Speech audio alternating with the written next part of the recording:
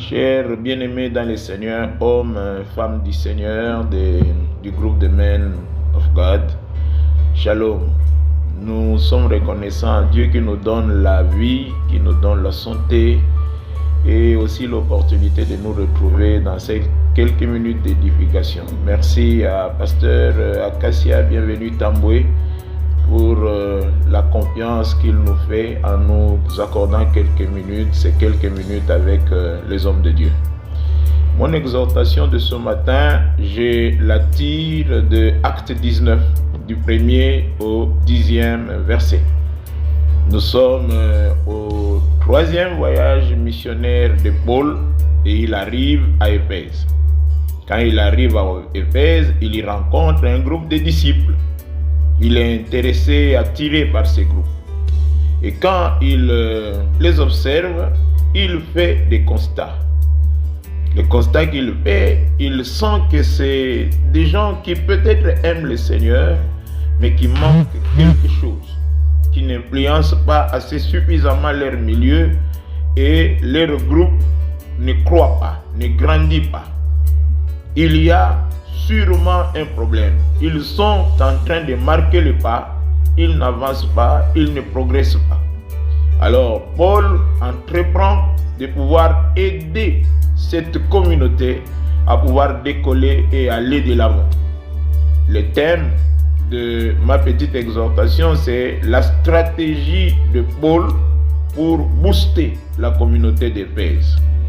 Quand il les observe, il y a un diagnostic qu'il pose et ce diagnostic aboutit à 2 axes d'intervention. Dans sa stratégie, il y a 2 axes d'intervention principaux.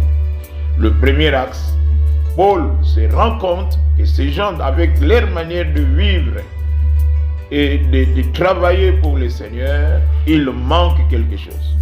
C'est pour ça que dans son premier axe d'intervention, la question est, est-ce que vous avez reçu le Saint-Esprit quand vous avez cru?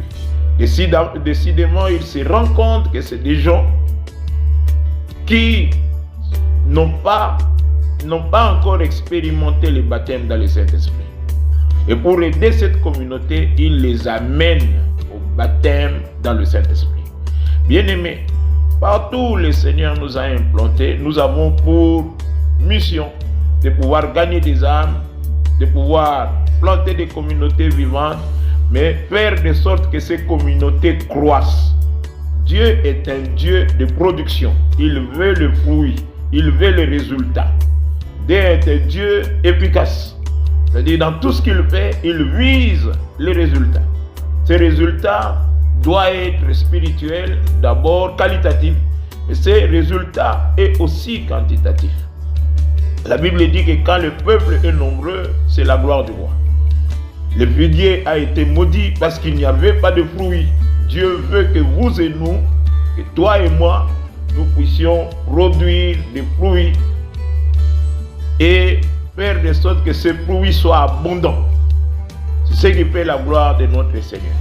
Donc, pour pouvoir amener nos communautés, les communautés sur lesquelles nous sommes établis, Dieu veut que nous les amenions à expérimenter, à désirer le baptême dans le Saint-Esprit. L'agent de croissance d'une communauté, eh bien, c'est le Saint-Esprit. Il faut que nous amenions le peuple de Dieu à expérimenter ce baptême. C'est notre responsabilité et nous devons l'inclure dans nos enseignements et organiser des programmes où nous amenons l'Église du Seigneur à prier pour le baptême dans le Saint-Esprit. Deuxième axe d'intervention, il sépare ces groupes de disciples, ces gens qui ont déjà commencé à expérimenter le baptême, qui ont expérimenté le baptême dans le Saint-Esprit, et il les amène dans une école d'un nommé Tyrannus où pendant 2 ans, il se consacre à l'enseignement.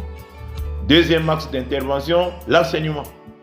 Paul sait que sans l'enseignement, ces chrétiens ne seront pas des chrétiens forts. Ce sera des chrétiens faibles. Il faut absolument qu'ils soient enracinés dans la parole du Seigneur. Bien-aimés, dans nos églises aujourd'hui, nous voyons beaucoup de programmes, puissance, délivrance, guérison. Ce n'est pas une mauvaise chose, mais investissons-nous dans l'enseignement.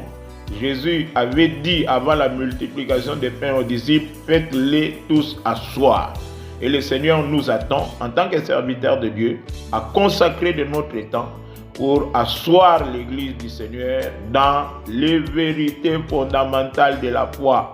Qu'ils connaissent le Seigneur, qu'ils connaissent la vie à laquelle le Seigneur les appelle, qu'ils connaissent les vérités qui soutiennent leur foi, ainsi ils ne seront pas des chrétiens ballottés à tout vent de doctrine.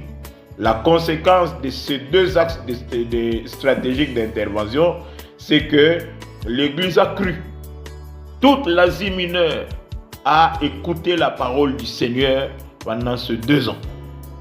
Donc l'Église est allée de performance à performance dans les domaines de l'évangélisation. Si nous faisons de cette manière, si nous suivons ces 2 axes d'intervention qui sont encore valables pour nos églises aujourd'hui, nous boostons